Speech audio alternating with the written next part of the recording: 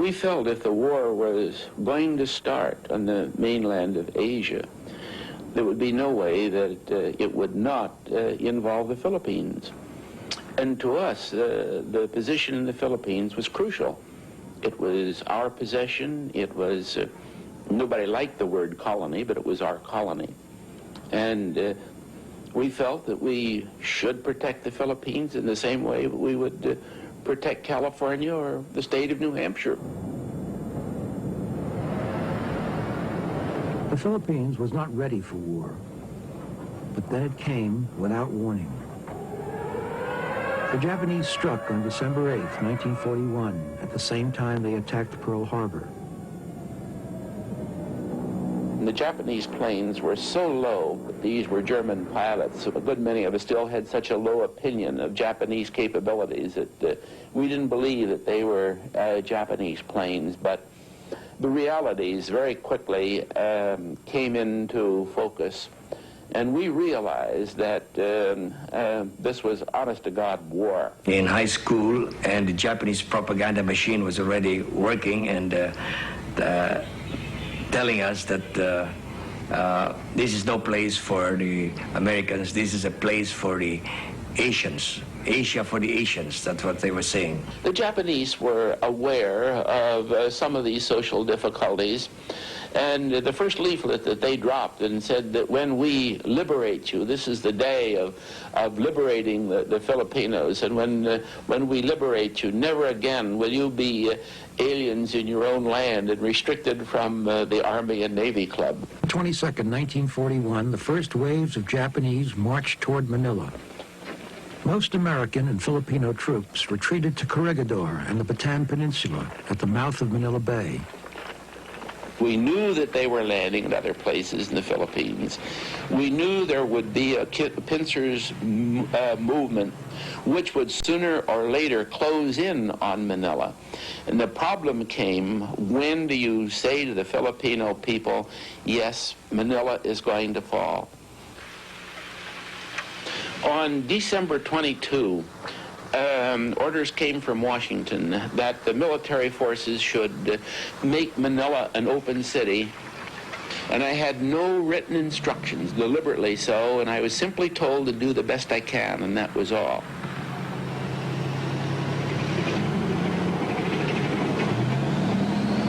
As the Japanese entered Manila, the American and Filipino forces were trapped on Bataan and Corregidor. They were short of food, water, and medicine. There was no escape for the American and Filipino soldiers. On the 9th of April of 1942, we were forced to surrender. It was just really a fight to the death. It was just the last ditch stand.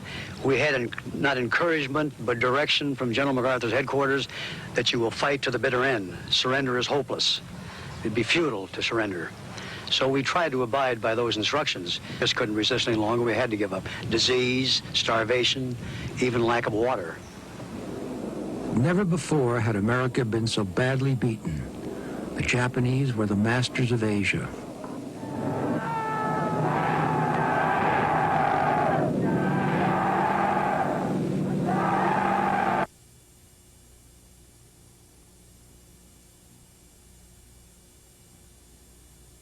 Well, we were in the Philippines because in 1933, conditions were so bad in the United States that it's much easier for my father to find a good job out there than it was to operate his own mine here in the United States. My father came over here in 1918 with Curtis Airplane Company.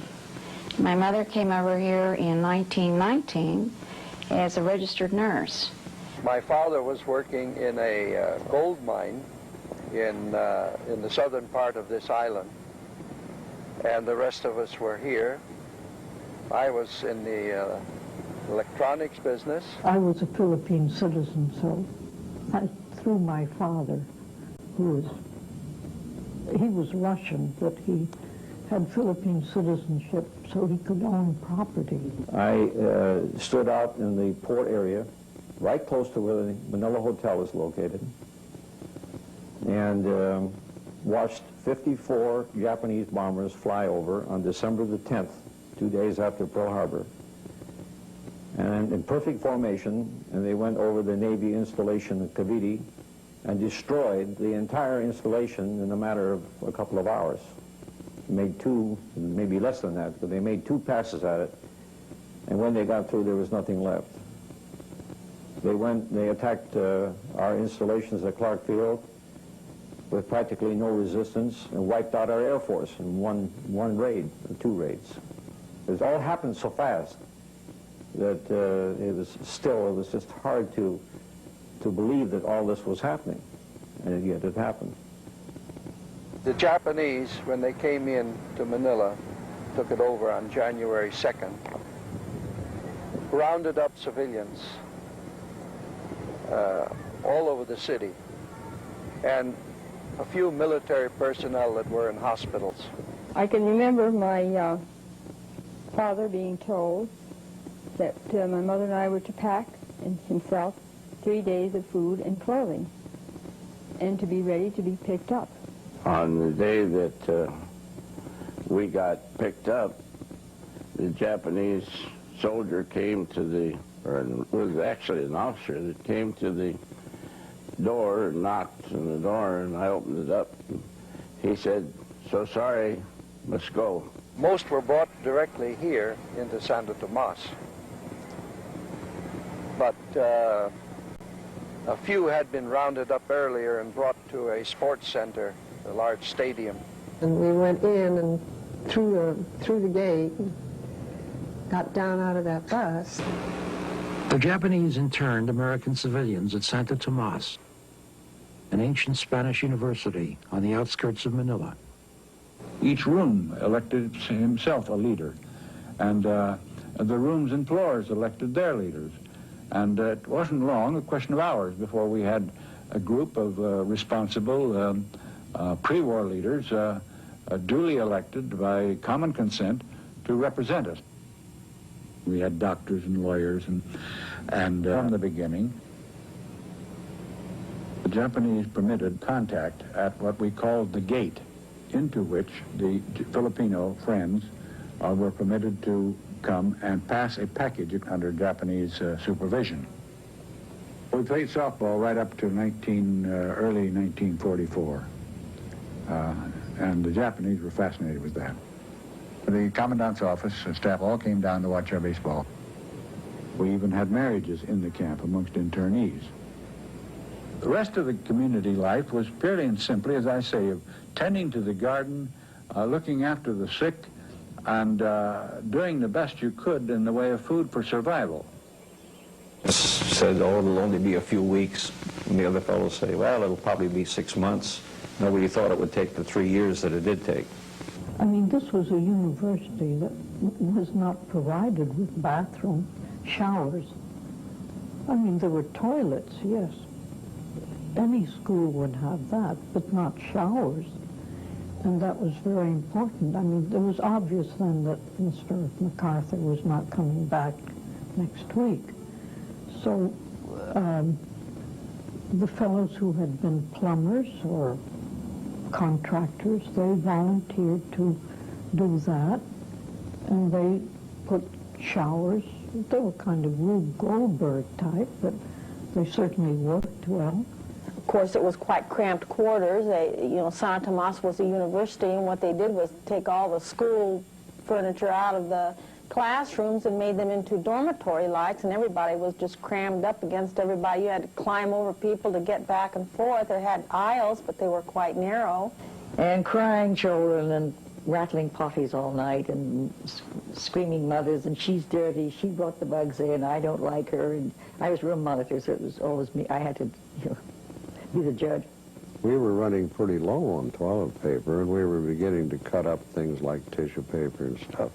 But it was issued to you as you entered this bathroom area, and one of the issuers on our floor was one of the local bankers, and he would say, 1 sheet or 2, and issue out just like a teller. And so we gave him our words, and we would take our little issue and go on about our business. And all these lovely old ladies, dowagers, quite wealthy, with a house full of servants, were in the camp, scrubbing floors, cleaning toilets, peeling vegetables, and doing all these menial tasks that they never thought they would ever have to do. So it was quite a contrast. They had fun, you know. Americans kind of gain their sense of humor in bad situations sometimes. A lot of songs. The one about the bed bugs. We had bed bugs, terrible bed bugs. And we had one song that we sang. Our rooms all had numbers, and we were in room 40A, but this was, hurrah, hurry, send the bed bug to the flea. Hurrah, hurry, it's up to you and me. I'll bite her on the ankle and you bite her on the knee as we go marching through 40B. Time in camp was spent doing the things that the Japs didn't want us to do. I felt I wasn't on their side, and if I could make anything rough for them, I would. He began asking me to come up to his landing for lunch. He'd make it wonderful. In the first place, he had chairs, and I had not sat in a chair for 9 long months. He was generous. He was always wanting to fix things for me. He made a washboard for me, the most wonderful thing in this world, to Los Baños. I knew he'd be one, and he was. And May 13th, they left, and the night before, Jerry said he wanted me to have his landing because he had the 2 chairs, he had built a bed up above, and he had a stove, and he had that refrigerator hidden away, and I was willing to come to that landing and inherit it. There at this time, I suppose I was just walking around just to be outdoors. And there was a little enclosure out there, and they were torturing some poor Filipino. They had the bit with the hose down his throat, and he was tied, and they had the water on full force, and I just couldn't get away from there fast enough. And I don't think they ever saw me.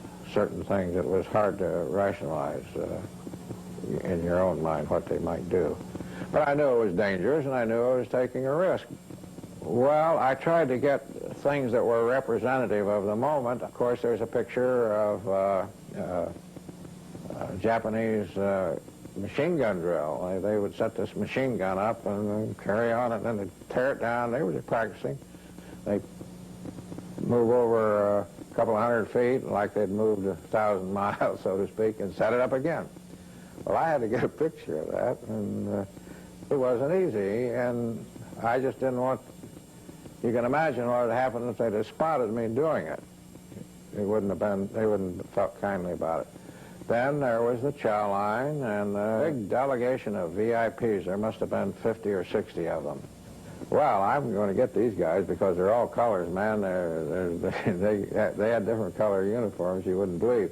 But just about the time I snapped it, somebody decided, like, we got to get that nut in here. It'll get us all. And so they grabbed me back, and all I got was about 4 or 5 Japs. Very disappointed.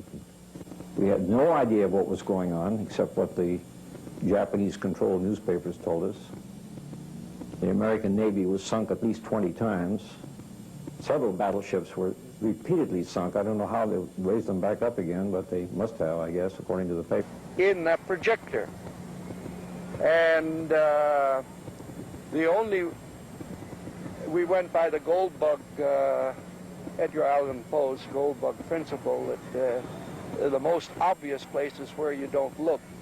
And here we were in full sight of the Japanese commandant's office. So while that loudspeaker was booming out, roll out the barrel, he was in there with a loudspeaker close to his ear. He dare not wear headphones because that would have been seen, and listening to KGEI in San Francisco. And I guess, I can't remember whether, I think he was our first commandant, but after a while, he was asked to leave. I mean, he was ordered to leave, to go somewhere else. And he gave us a kind of a farewell speech as he went. He had been fairly lenient. And I think that's why he was being ordered to go somewhere else. And in his farewell speech, among other things, he said to us, as long as we are victorious, we can afford to be magnanimous. And I think at that point, he was dropping us the hint. As long as you feel that things are going in your favor here, you'll know that the Japanese are victorious. But as soon as you feel the screws turn, then you'll know that they are no longer. And they were allowing us certain, we could play ball and stuff like that. And then as the Japs started losing in the war, we started losing in the prison camp, and it just went worse and worse and worse and worse. In San Tomas, in increasingly difficult conditions, rations kept getting lower and lower all the time. And people were in worse and worse shape as time progressed, until finally, I guess about a month or so before the troops came in, before February 3rd, we were down to about 600 calories a day on the average.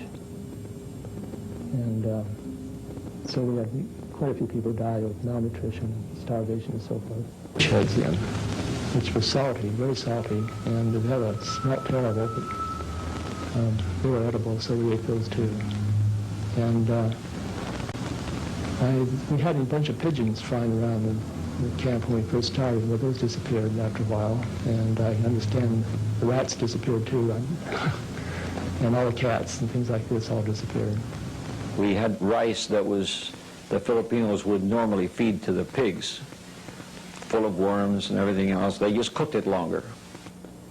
And so you ate the worms. What are you going to do? Either that or nothing. And when you're hungry, you'll eat it. And we did.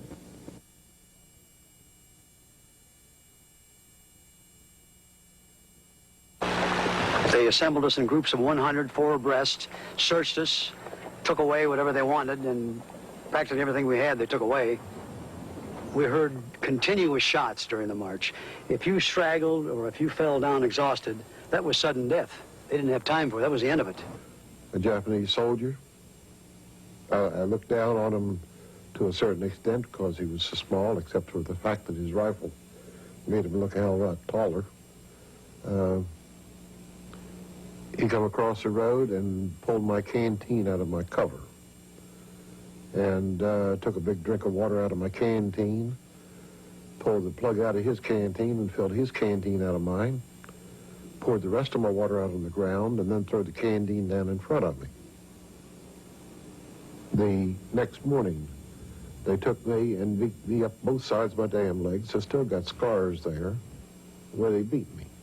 It antagonized me at the time, and I'm still antagonized. It's been 45 years, and I'm still mad.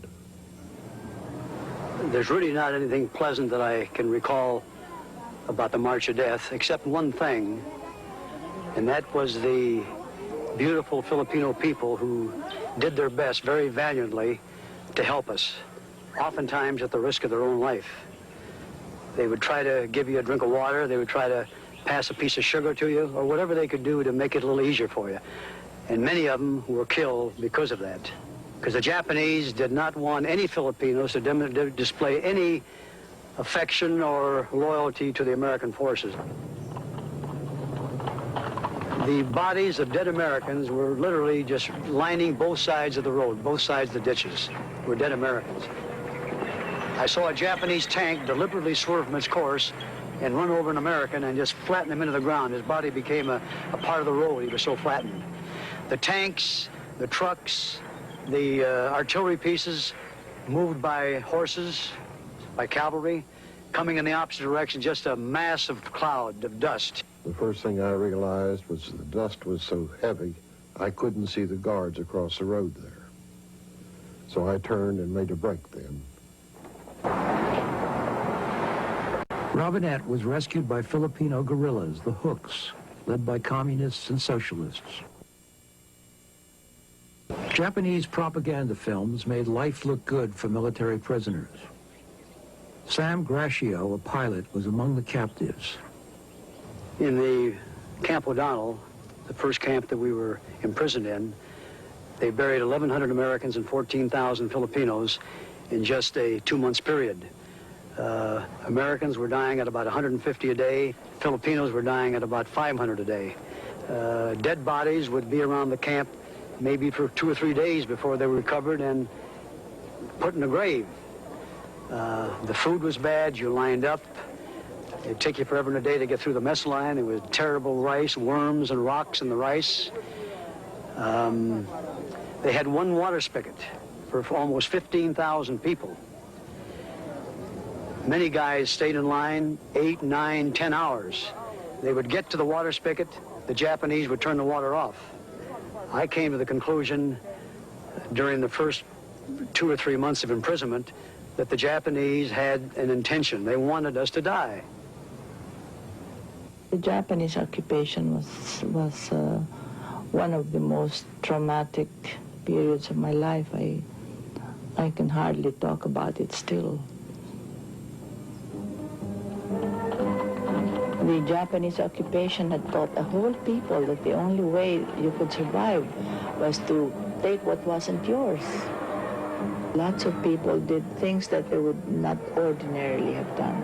Fathers would keep food from their sons, and brothers would keep food from their sisters. And then old friends would deny each other just a spoonful of powdered milk or sugar. So that in those 3 years, the entire fabric of society, of morality, of ethics, became that you had to do whatever you could to remain alive. There were guns hidden under our house, and my father-in-law gave contributions to the guerrillas. And somebody must have tipped off the Japanese about that. We didn't know. In one night, 6 men were taken away from our home. My husband, my father-in-law, my brother-in-law, the cook, the houseboy, and the carpenter. They didn't explain. They just came in and herded everybody into the sub-kitchen, and then tortured the men, searched the house, took all the men away.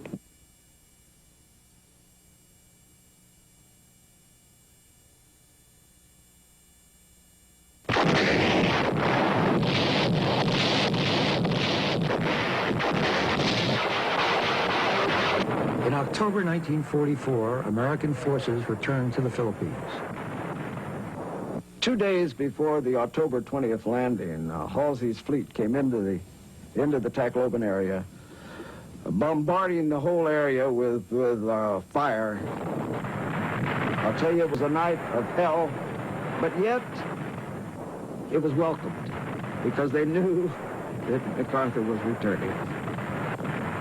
And despite the bombardment of the beaches and in the area there was no sign of resentment at all on the people. It was a welcome thing because they knew that liberation was coming. It was a remarkable scene to see because there was a fleet of some 600 ships.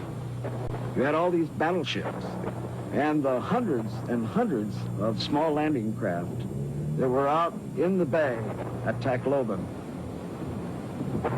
The tears come streaming down your face as if something, it was just a beautiful thing. It was just a beautiful thing to be able to witness the liberation of so many people who wanted so badly and so desperately to be liberated. And here it was. Here it was. The man was coming. I shall return. And he kept his promise. When we heard that MacArthur landed in Leyte, all of us went to town and we were running after the tanks and we say, Uncle Sam, give us chocolate. Beautiful, beautiful. I can still remember that. Gratitude is the greatest virtue. And therefore you cannot talk against MacArthur here. They will stone you. Because that man saved us. Because he promised this country.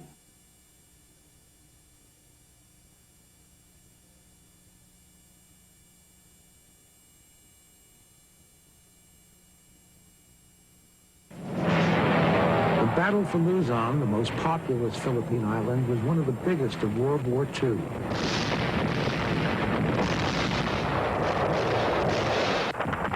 Early in 1945, American forces entered Manila.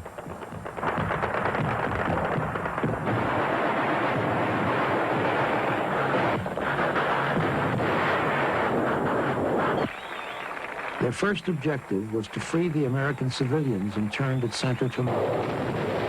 But the battle for Manila was just beginning. To spare civilians, MacArthur refused to allow airstrikes. His artillery was just as destructive. The main Japanese force withdrew from the city, but many enemy troops remained.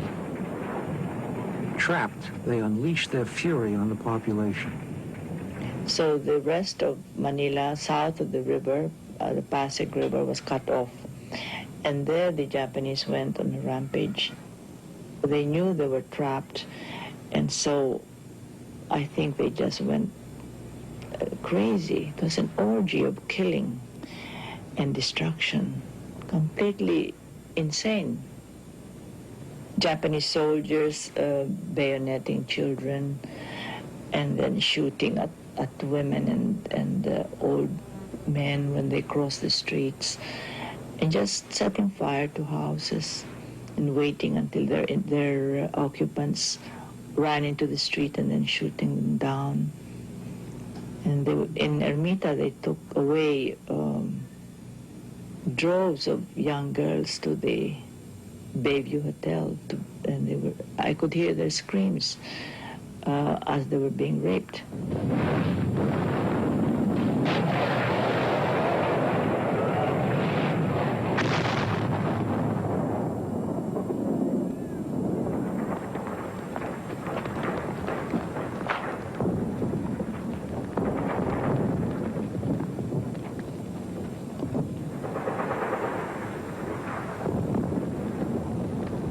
Along with Warsaw, Manila was the most devastated Allied city of World War II. At least 100,000 civilians were killed.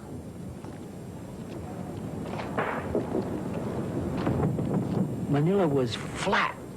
I was breathless when I stood at the post office and I could look all the way up to past the Ateneo to LaSalle. It's a stretch of about 2 kilometers. It was flat. There was not left a stone upon a stone. You couldn't find out where a house was. You couldn't even find a corner from which to measure off where the house ought to be. It was flat.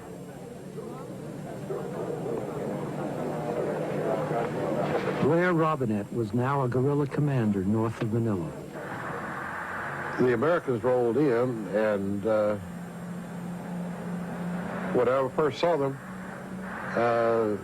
it looked to be like the German army. Different helmets, equipment I'd never seen before, vehicles I'd never seen before. Everything was strange.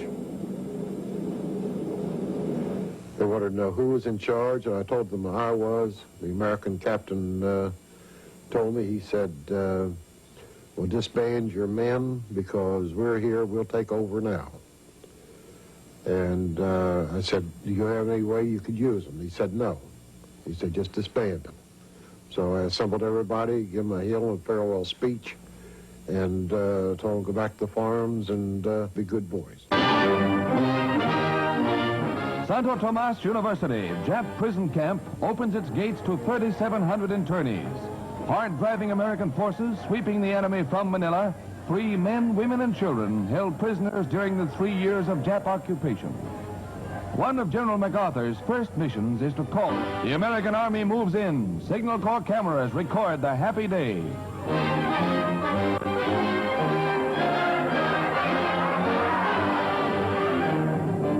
During the general's visit, Jap forces still in the city train their guns on the university.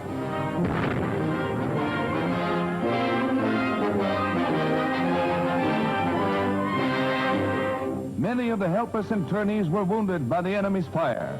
Of those liberated, the adults show all signs of malnutrition. Mothers and fathers fed their children most of the meager rations furnished by the enemy. Fuel for cooking and warmth is very scarce, but these undernourished heroes find strength to complete their tasks. Some of the people live in thatched huts. And now, with the addition of American Army food, their lot is more cheerful.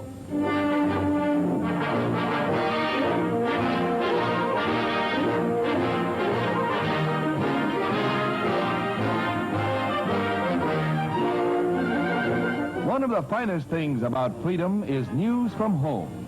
The Red Cross, serving our unhappy people held by the enemy in all parts of the world, handles messages from friends and relatives in the United States.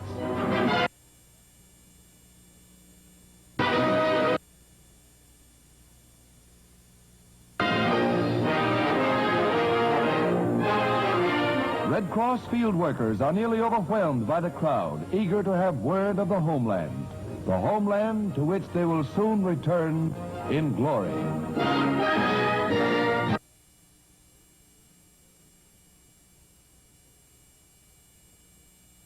Which was to remain decisive even after the Philippines became independent. I see that the old flagstaff still stands. Have your troops hoist the colors to its peak, and let no enemy ever haul them down.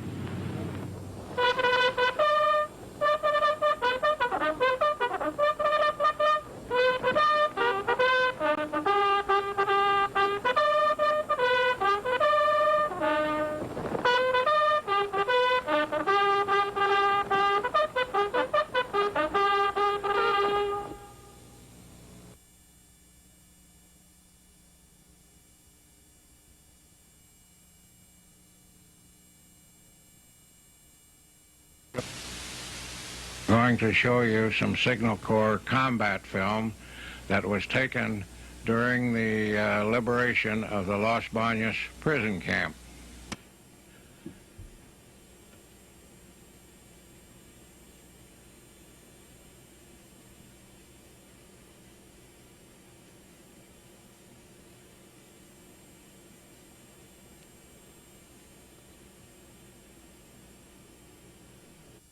Martin Squires and other members of the recon group told me this is typical of their night crossing to mark the landing and drop sites and trigger the attack on our camp, which resulted in our liberation.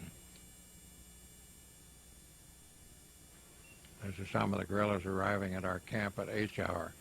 As soon as the C-47s dropped the paratroopers, they circled the camp at low altitude as an intimidation factor for the Japs. The Japs didn't know those planes weren't armed, so they had to worry about them as well as Scouts, Recon, and the guerrillas who were all over them. This circling continued, and there was heavy fighting all the time that it continued. Those are the Jap barracks in our camp. And we were all hidden out because there's intense fighting going on at this time. There's the first 5, 6 Amtraks that entered our camp.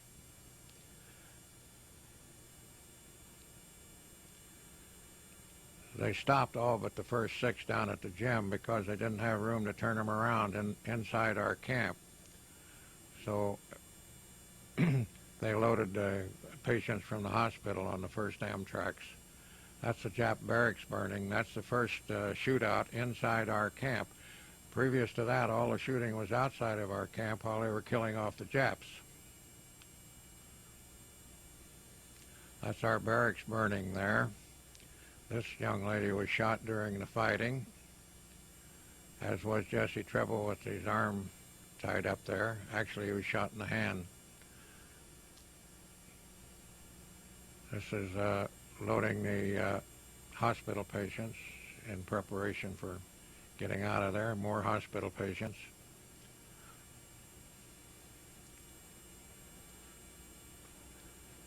They didn't have any bullhorns to tell us what to do, so the loading was rather slow. Here we're milling around. There's still some little bit of fighting going on, and this is William H. Donald, Chiang Kai-shek's advisor for some 25 years. The Japs looked for him all the 3 years in camp, never found him. but it only took a American reporter a few minutes to find them. This is my family there on the left. You'll see Jerry Ann on my shoulders, and my wife with her back toward us. She's actually interested in what's going on over there behind the next barracks because they have a machine gun set up there.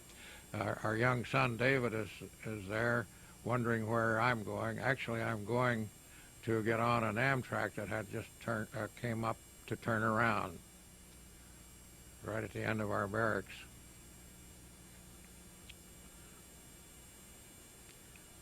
David's jumping up and down and trying to get his mother to come on.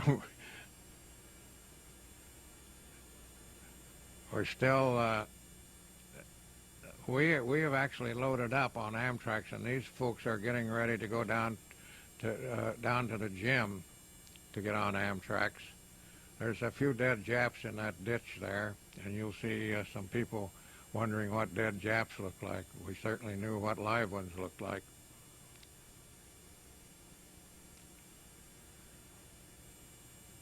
Well, this Amtrak is loaded, and they're winding up the tailgate in preparation for getting out of there. As I say, the loading was slow, but because we couldn't walk very well, none of us could walk very well, and it was about a half-a-mile walk down to where the Amtraks were loading at the gym.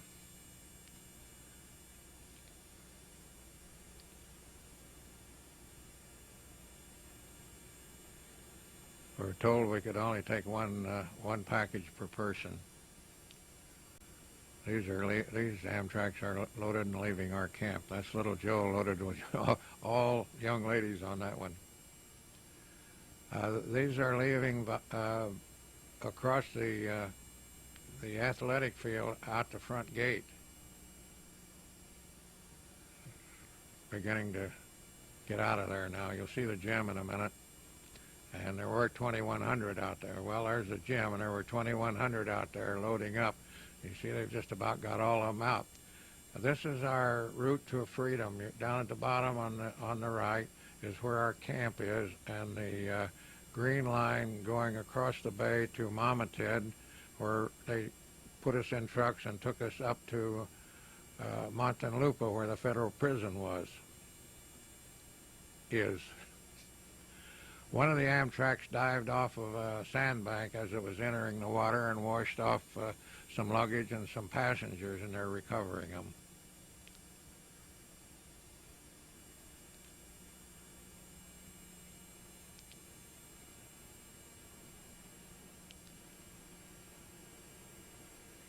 We didn't know what this operation was when we first saw the tape. That's the nuns, a truckload, an Amtrak load of nuns coming across. This is the beach at Mamatid before any of the prisoners arrived. They were expecting about 30% casualties, and so they had lots of ambulances and whatnot lined up over there. There's the nuns unloading.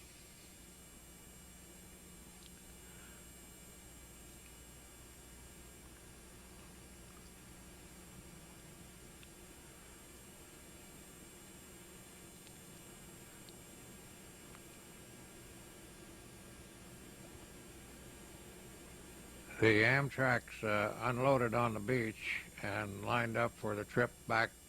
They had to make a second trip because they could the first crossing only carried 1,500 of us because they only had 59 Amtraks. And so they had to go back for the rest of the prisoners plus our liberators. They had to get them out of there too. It was a pretty slow operation here on the beach, but we were out of danger now, and it wasn't that crucial. But we still didn't know what to do, what was expected of us.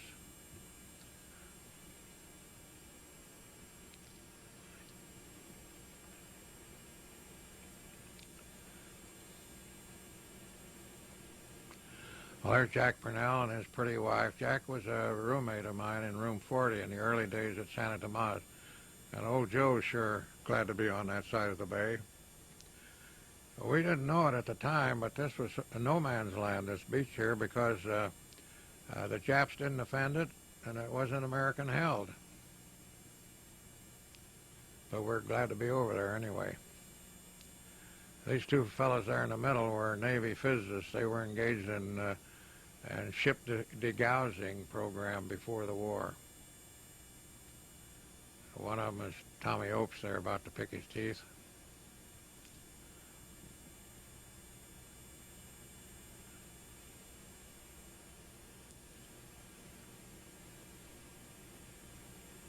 Well, they had the tailgate up when that fellow discovered his wife was on that truck, so they helped him over the side.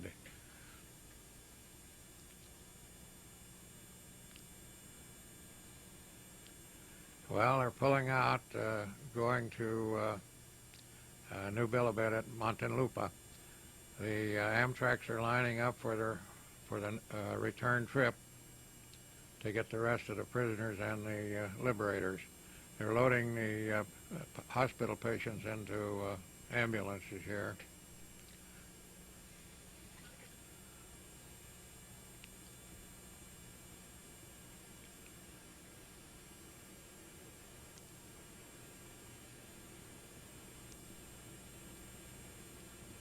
This is a wave of the first crossing. It's not the return.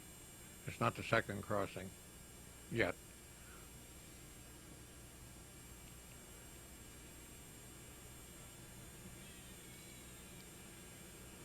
The beach looks like it's muddy, but it's not. It was just wet sand. We could hardly walk, but we were motivated, so you could see everybody's walking pretty well. We were running on adrenaline, by the way.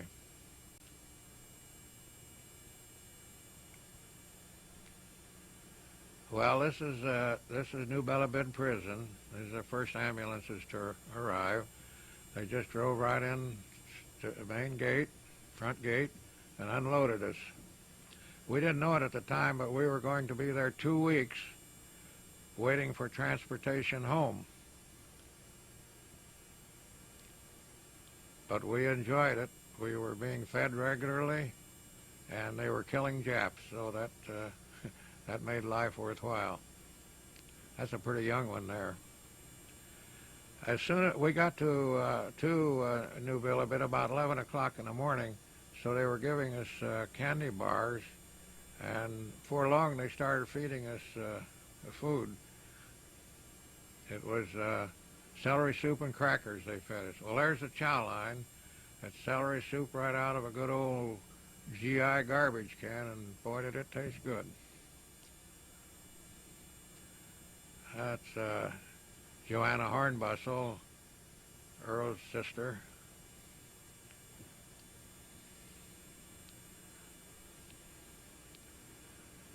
Most of us had our ribs showing pretty prominently. It wasn't noticeable on the women and men with tops, but you take off your shirt and out came the ribs.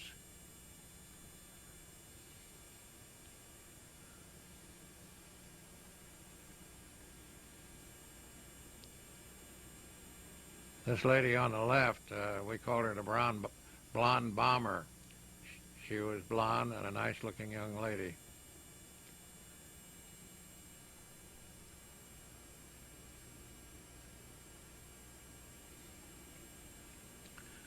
They had learned from previous prisoner recovery that if you let people eat what they wanted to eat, they would have trouble. Several died from overeating.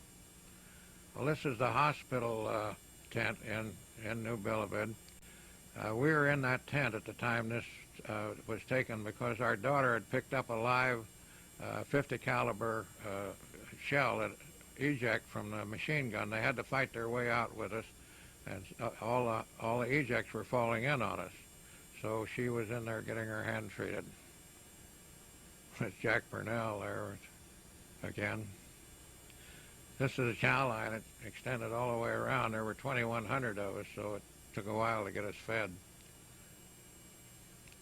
And I am deliberately dragging this out, hoping that you can see yourselves or some of your friends that you knew.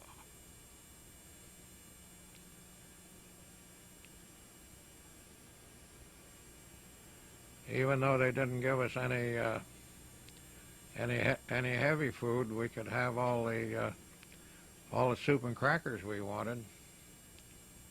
Several people went back for second and thirds.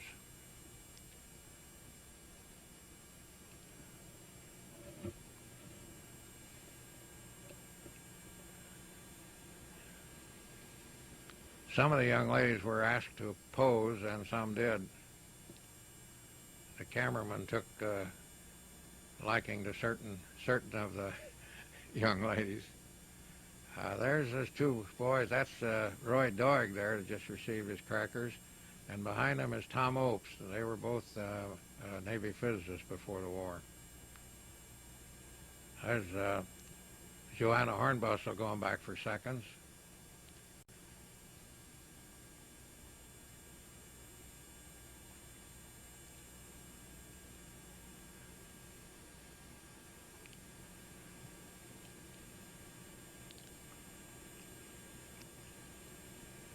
I guess we should apologize. The quality of the picture's not up to snuff, but actually the camera was looking into the sun, so it washed out quite a bit of detail.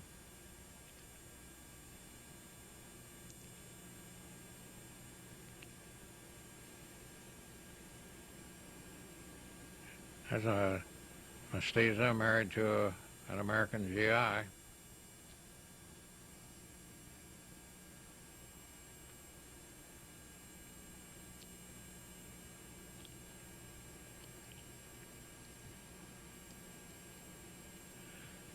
Pretty soon you're going to see a roster that someone had brought along from the prison camp, and the Army was using it to make sure they had recovered everyone. And the way they did it is that they passed out cigarettes and candy, and as you got your cigarettes and candy, they checked your name off. If you got cigarettes and candy, that was a pretty good sign you'd been liberated. That's Pinky Nichols there. I tried to stop it, but it didn't work well.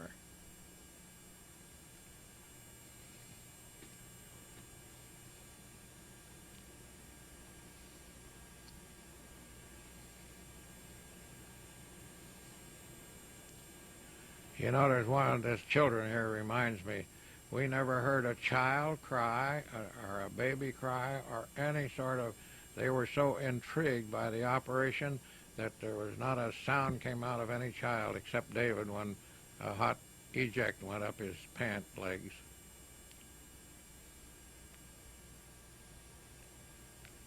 And about all he said at that time was, ouch.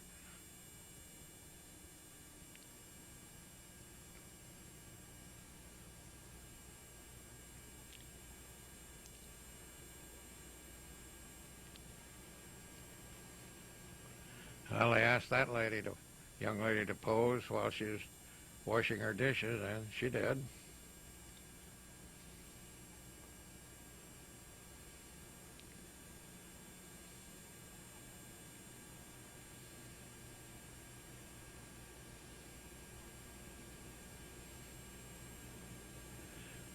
Some people said they got bean soup. They must have served celery soup and bean soup, but the bean soup couldn't have been any better than our celery soup.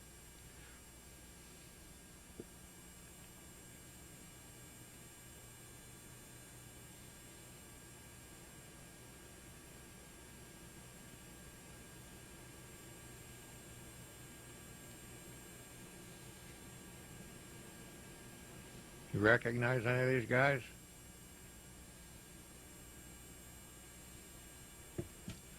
There's that roster that I was telling you about, and they're handing out cigarettes and candy bars, and as you get up, they're checking your name off to make sure everybody was recovered. Flaming hours for Japan. The powerful American Third Fleet steams into Nipponese waters. Ever-mounting air attacks smash Tokyo war plants, installations at the Yokosuka Naval Base, and other vital targets. Vice Admiral William F. Halsey, whose very name means disaster to the Japs, leads his carriers within range of enemy suicide planes, confident that Navy marksmanship will smash their attacks.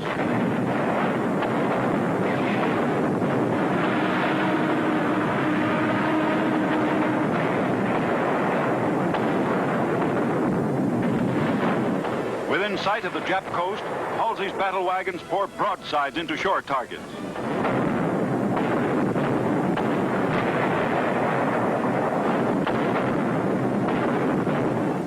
Potsdam, Germany.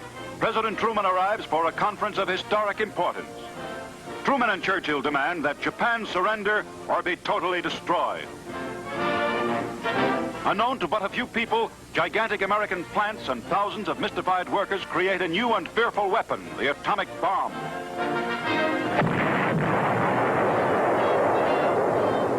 From 6 miles away, this is the terrifying effect of one small bomb.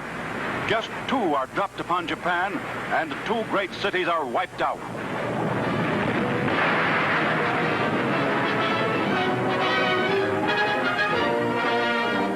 Hiroshima, obliterated by one small bomb load of atomic energy. Russia declares war on the Japanese Empire. I have received this afternoon a message from the Japanese government in reply to the message forwarded to that government by the Secretary of State on August 11th. I deem this reply a full acceptance of the Potsdam Declaration, which specifies the unconditional surrender of Japan. In the reply, there is no qualification. Newsmen rush to nearby telephones with the electrifying story. A hurricane of unrestrained joy sweeps through every part of a war-sick world, from the rice paddies of China to the streets of every city throughout the Americas. Manila.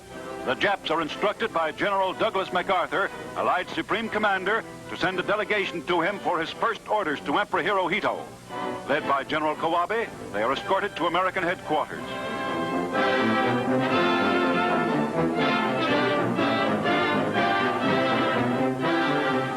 The meeting takes place in the battered Manila City Hall, where General Kawabe presents his credentials to Lieutenant General Richard K. Sutherland, MacArthur's Chief of Staff. The cautious program for the occupation of Japan begins, with Admiral Halsey's vast Third Fleet of 400 ships moving into waters close to Tokyo and ready for any treachery. The Admiral keeps men and ships alert. On Okinawa, the first Air Force technicians prepare to fly to Japan and take over an airfield for troop landing. On Atsugi Airfield, 18 miles south of Tokyo, troops of the 11th Airborne Division begin to fly in from Okinawa and Iwo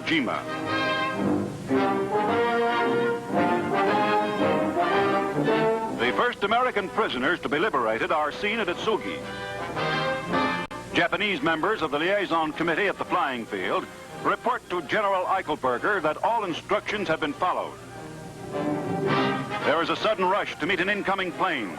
It is appropriately named Bataan and brings General Douglas MacArthur to the end of a long, hard journey. All the way from Bataan to Japan, a road of pain and sacrifice. But in the General's words, this looks like the payoff.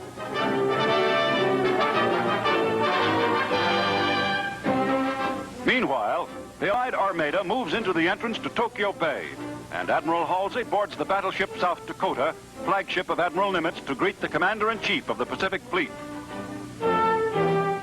Japanese pilots come aboard to guide the ships through minefields.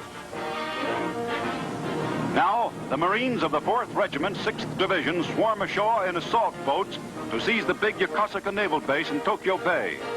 The landing is strictly a combat operation, heavily armed and ready for anything that can happen. They reconnoiter the beaches and defenses, and in general prepare for the Army occupation to follow. The entire landing plan is predicated on complete distrust of the Japs and organized progressively to make any possible resistance hopeless.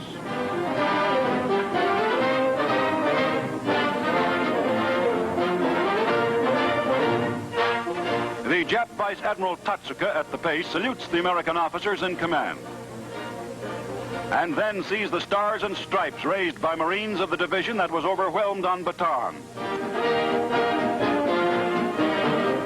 Sunday, September 2nd, 1945, the USS Missouri.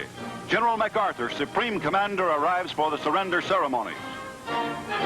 He is followed by the Japanese delegation, headed by Foreign Minister Mamoru Shigemitsu, with General Umezu, Chief of the Imperial General Staff, and 9 other representatives of a vanquished people.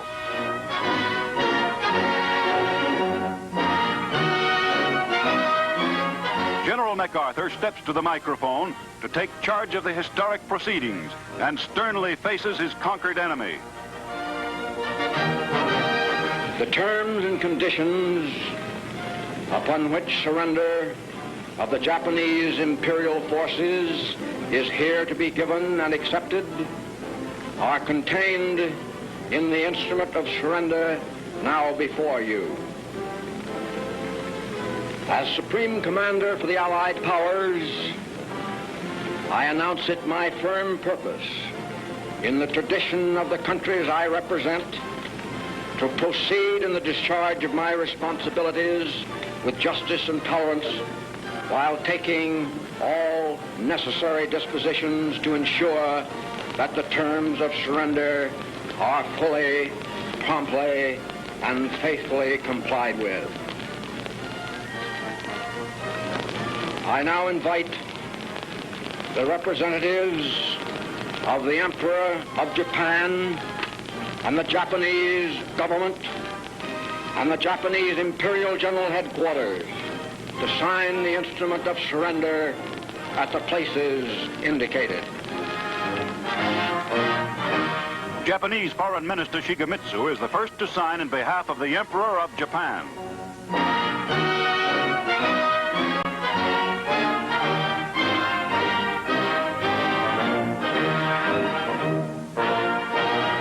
General Umezu, Chief of the Imperial General Staff, signs for Japan's armed forces. The Supreme Commander for the Allied Powers will now sign on behalf of all the nations at war with Japan. Will General Wainwright and General Percival step forward and accompany me while I sign? General MacArthur signs the historic document in behalf of all the Allied nations. He presents the first pen to General Jonathan Wainwright, hero of Bataan.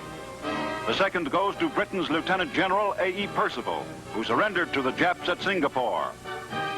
Admiral Nimitz is the next to affix his signature in behalf of the United States. The representative of the Republic of China will now sign. General Su Yung Chang signs for the Republic of China. Representative of the United Kingdom will now sign. Britain's Admiral Sir Bruce Fraser signs for the United Kingdom, followed by the Russian, Australian, Canadian, French, Dutch, and New Zealand representatives. Let us pray that peace be now restored to the world and that God will preserve it always. These proceedings are closed.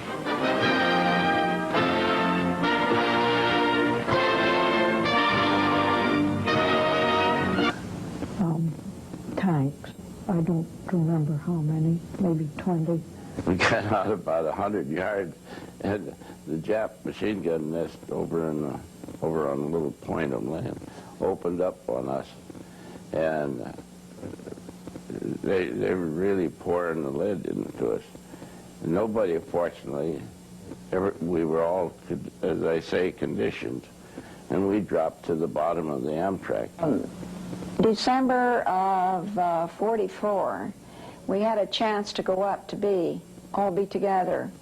And my mother said, she was very psychic, and she said, I feel like if I don't get out of here, or we don't get out, something's going to happen to one of us. And she was in the corner room in San Tomas. It was shelled. And the woman that took her bed was killed. So it was good we left. But it was a lot rougher in Los Baños and at the end compared to San Tomas. By the time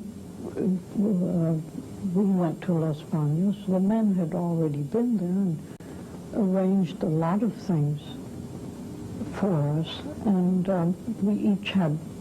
each couple had a private cubicle, we called it. It wasn't big enough to call it a room. There were 4 or 5 of us to organize a team to build a radio. And the reason it took 2 or 3, first of all, we had to make all of our parts. Everything we had to make. We made our own resistors. We took small pieces of bamboo and mixed charcoal and salt together and pounded it in the bamboo, and the Padres, we stole some candles from the Padres, and we sealed the ends and stole a light meter from the Japs and managed to convert it into a test meter. There was going to be a big search, and Jerry had to run to the John because everybody had buried to some extent or another, and you just had to go all the time. We made a sewing box, and we left it open in our cubicle for a month or 2 and made sure the Japs understood that it was a sewing box, and for a while, every time they'd come, they'd look in that damn box. And it got so that they knew what that was, so they didn't look in the box. Well, that's when we put the radio in. He came running back from the John, and he said, something told me, let's get that out of there. So I said, you're crazy. They're down at the end of the hall. Get it out of there. So I think that's the time we just threw it in the bushes outside. I can't remember for sure. Maybe it was the time we just barely got the board down and so on. People began to get hungrier and hungrier because the diet was dropping all the time. We learned to eat. And we'd given away our everything extra that we had because we couldn't take very much. We gave all of our stuff away. We even wrote out